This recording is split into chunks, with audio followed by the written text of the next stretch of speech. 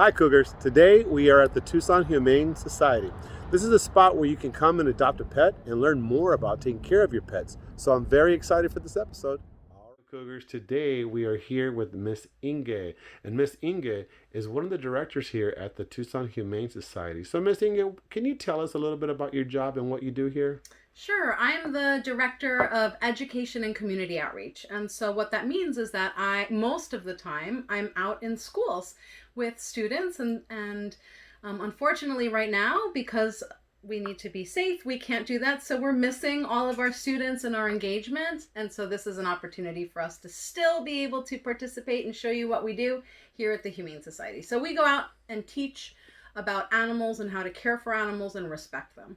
That's awesome. What's one of your favorite parts of your job that you do? My favorite part is my school visits. By far, it's my favorite part because I get to work with all different types of kids with all types of backgrounds and experiences and kind of unite them all with this one interest, and that would be animals. And it helps kind of tie everybody together and break the ice. A lot of times kids are a little bit nervous when a new adult comes around, but when we start talking about animals, it encourages everybody to participate, and everybody has an experience with an animal. That's great. People can come here and actually adopt a pet. What are some options? Like, what are some kind of pets that they can come and they can adopt? The Humane Society mostly works with what we call companion animals. So those are animals that live with you in your house and they are not wild. They are tame and domesticated. And so those would be cats and dogs. Those are the top population that we have. But we also do something called pocket pets. And pocket pets aren't meant to be put in your pocket, but they're called pocket pets because they're smaller. So that would be guinea pigs, ferrets, hamsters, chinchillas, rats, mice, smaller mammals. And then on occasion, we'll get some reptiles like tortoises or maybe some snakes. And typically those will go to a rescue organization, but we'll take them in here to make sure they're nice and safe before they go to their new rescue. Now, when you were a child in school, what were some of the favorite things you liked to do when you were in school? Ooh, my favorite things were spending time with animals. As a child, I thought I could communicate with animals and that we had a really special bond. They've always been a really big part of my life. So, spending time with animals, spending time out in nature, also with animals, and art. Those were my three favorite things. And luckily, I get to do two of those things regularly as part of my career. And what was, if you could think back to one of your favorite books or type of books that you used to like to read, what was some of your favorite books when you were an elementary student? So a couple. More than books, I was fascinated. My dad had a huge collection of National Geographic magazines, and I loved going through those magazines and learning about animals, but also all different types and cultures of people. So I loved those magazines. And then one of my favorite books was, I think it's Where the Sidewalk Ends, Silverstein, and I just really enjoyed reading those poems.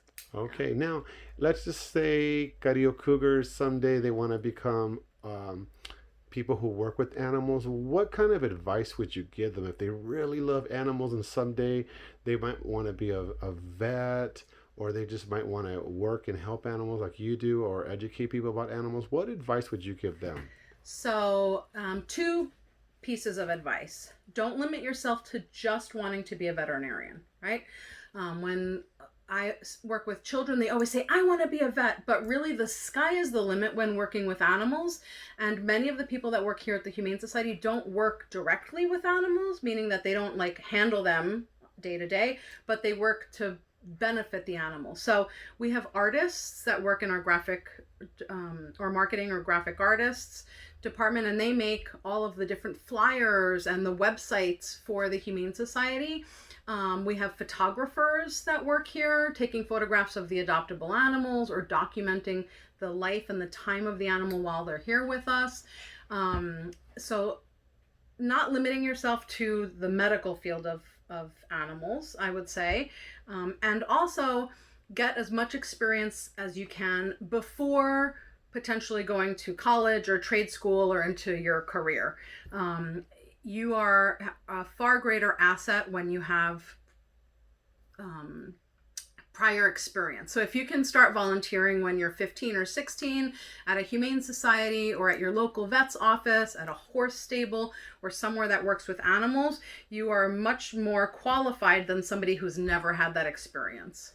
That's great advice. Well, thank you, Miss Inge. You're And I welcome. know that now we're going to take the super duperest best Woo! tour because this place is amazing. So thank you. And you can hear some of the noise in the background, and we are with our dogs. And today I have a cute little puppy, and his name is Chico. Say hi to Chico, Cougars. Yes, he is adorable. And Miss Inge, what does a puppy like this go through while he is here waiting to be adopted? What are some of the things that he has to go through? So one of the most important things for these puppies is that they are of the right age for them to be available for adoptions. That would be they have to be 2 months old and at least 2 pounds. And the reason for that is that when they are that age, we can start vaccinating them or giving them shots so that they don't catch diseases that can be dangerous to them, and also so that they can have a very important surgery called spay and neuter, which stops them from having more puppies or kittens, because we already have so many homeless animals. After that, if they are old enough, then they become available for adoptions as long as they're friendly, social, and healthy. Okay, and so any families can come and adopt, and they have to kind of go through the process, correct? Any family can come to the Humane Society if they're interested in adopting a cat or a dog or a pocket pet. Not every family will get every animal that they want, only because all families are different and all animals are different. So a dog that has tons of energy isn't going to be the best match for a family that really likes playing video games and being on the couch and is less active. So we really try to match the animals to the family's lifestyle and vice versa, so that everybody's needs are being met.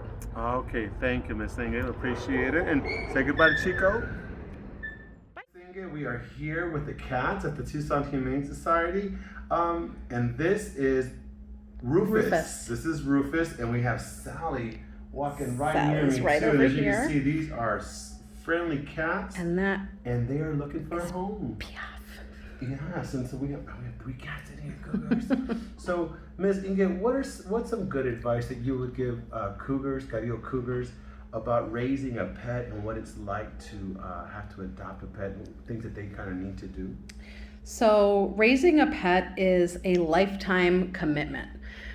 It's not just a commitment for when cats and dogs are cute and young and playful, but even when they're a little bit older and they're adults and they're not maybe as cute as they were when they were kittens or puppies. It does require a huge commitment, because if you want to leave town and go on vacation, there still needs to be somebody to care for them. They need constant human attention. We call that socialization. So giving pets and caressing. They need food, water, and most importantly, medical care. When an animal is sick, we can't just say, it's gonna heal itself, it'll be fine. It really needs to have consistent preventative and emergency care. So preventative meaning that we are going to stop something from happening, like vaccinations stop the spread of disease for cats. And then medical emergency care, so if there's an accident or something happens and they need to immediately go to the vet because there was an emergency. So food, water, shelter is another one. So we're here at the Humane Society, and that's our shelter temporarily for these animals in your home. It's your house that is the shelter for a cat and or a dog. Okay, Carillo Cougars, so you heard the great advice from Miss Inge. Now, if you want to come out and adopt a puppy, a dog, or someone like Rufus, the cat right here, he's so soft. I want to take him home with me, but Mr. SB can't. You guys can come on to the Tucson Humane Society, okay? All right, Cougars. Mr. SB gets to hold today. Isn't it amazing? He is a python snake, and his name is Monty. And look how beautiful this snake is. The colors and the way he's just wrapped around. And let me tell you, Mr. SV was a little nervous when I got to hold Monty, but he is so calm and relaxed. It actually feels pretty good holding him. Now, Miss Inge, what about snakes? Can you give us some advice on snakes? Sure. So, Monty is what we call a ball python, and he is not a wild snake in the United States. This is a snake that you would typically find in a pet store. And we don't really encourage ownership of snakes unless it's a very seasoned and experienced owner, because these animals can live up to 40 years in captivity. And while many of us want them when we're young, once we become adults, we go off, we leave our parents, and you may not be able to take pets with you to a dormitory if you're going to go to a university, and some homes and rentals don't allow these types of animals. So these are really best for experienced handlers or not at all. And that's actually what happened with Monty. Monty's previous owner, we believe, didn't want him anymore, and there aren't a lot of shelters or rescues that take snakes and reptiles. And oftentimes people see that we have reptiles that live in our desert, the Sonoran Desert, and so they just let them loose. And that's what happened with Monty. Somebody found him crossing River Road, which is a pretty high traffic road, and they stopped to shoo him off the road and realized that he wasn't actually one of our wild native snakes, but in fact a domesticated companion snake. So while they are this type of snake is very docile, which means that they're not aggressive. It is a really long lifetime that they live.